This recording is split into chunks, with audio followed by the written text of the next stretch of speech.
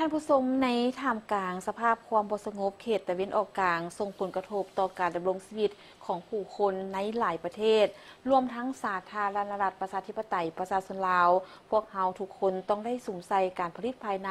และสุ่มใส่ผลิตภัณฑ์ลาวเพื่อเป็นการลดพรการนำเข้าให้น้อยที่สุดท่านคำสิงห์ศรีหาเทพประธานศูนย์ส่งเสริมผลิตภัณฑ์ลาวปลอดสารพิษบ้านเวียงเจริญเมืองไซเสถานครหลวงเวียงจันทร์ได้กล่าวต่อทีมข่าวโทรภาพแห่งชาติลาวา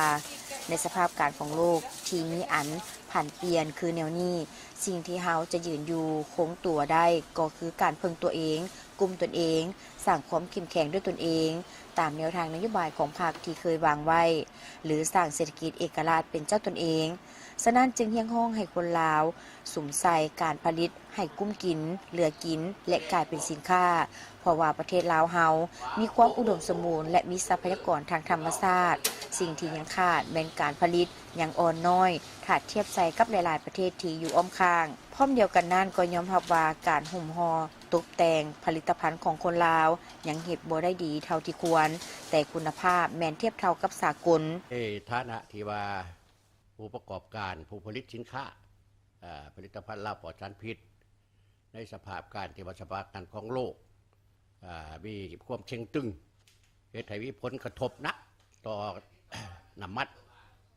ที่ส้มใส่อยู่ทั้งทั่วโลกก็คืออยู่ประเทศเฮาดังนั้นในปัญหาในวิกฤตการณ์ดังกล่าวนี้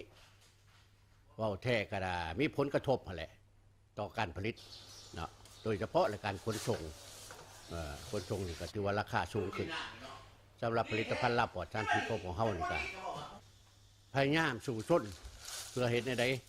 รักษาการผลิตไว้ปกติและก็บ่ได้ปรับขึ้นราคาสินค้าเพื่อช่วยให้ทั้งนั้นผู้บริโภคนี่ถือว่าได้ส้มใส่เป็นปกติเนาะแต่ว่าถ้าหากว่ามีสภาพการยืดยาวไปนี่ก็สิจะมีผลกระทบคือกันนั่นแหละว่าจังซั่นเนาะจากสภาพการที่ขาดแคลนทางด้านน้ำมันเสื้อไฟแน่นอนทุกอย่างก็ต้องมีการขาดเขินบ่เพียงพอฉะนั้นทุกคนในสังคมลาวเฮาต้องได้พร้อมกันหันมาส่งเสริมและสมใส่ผลิตภัณฑ์ลาวให้หลายยิ่งขึ้นเพื่อช่วยสร้างความอยู่รอดและความเข้มแข็งของผู้ประกอบการภายในหากการผลิตดีเศรษฐกิจภายในก็จะเข้มแข็งผลการกระทบจากภายนอกก็จะลดน้อยลงและปัจจุบันศูนย์ส่งเสริมผลิตภัณฑ์ลาวปลอดสารพิษก็ได้มีหลายผลิตภัณฑ์ออกรับใช้สังคมและยังได้ผลิตน้ำดื่มเพื่อสุขภาพออกมาให้ทุกท่านได้ดื่มและมีจำหน่ายแล้วแต่ในขณะเดียวกันนี้และทั้งศูนย์ส่งเสริมผลิตภัณฑ์ลาวปลอดสารพิษนี่ก็เคยได้ประสบมาแต่ปี2005คุณในเวลานั้นน้ำมันที่ว่าแพงที่สุดว่าจังซั่นเนาะแล้วก็อึดอีกคือกันในสภาพปัจจุบันนี่แหละแท้เฮาแล้วมีว่าเครื่องจักรบีบน้ำมันเฮ็ดน้ำมันไบโอดีเซลซึ่งเดี๋ยวนี้ก็มีอยู่เครื่องจักรเขาแต่ว่าหากบ่มีวัตถุดิบมาใส่เฮาก็เลยหันเปลี่ยนเนี่ยนำใส่เครื่องที่ว่ากันออกจากธงพลาสติกหรือว่ายางเนาะอันนี้ถ้าเฮาได้มีแล้วแต่ยังบ่ทันได้จัดตั้งปฏิบัติก็สิได้จัดตั้งปฏิบัติแล้วในต่อไปนี่เพื่อได้แก้ไขน้ำมันใช้รถเพื่อแก้ไขฉุกเฉินเนาะและเฉพาะการผลิตของศูนย์ส่งเสริมผลิตภัณฑ์ลาวปลอดสารพิษของพวกเฮาก็ได้พยายามซอกหาผลิตภัณฑ์ที่เป็นสินค้าที่มีความจำเป็นโดยเฉพาะแหละมันว่าเรื่องน้ำดื่มเนาะซึ่งเมื่อก่อนนี่แค่เฮา5 ปีหลังนี่เฮาได้ไปค้นคว้าพบได้น้ำดื่มแห่ธรรมชาติอยู่คู่โขงดอนโขงตอนนี้ก็ได้มอบให้ทั้ง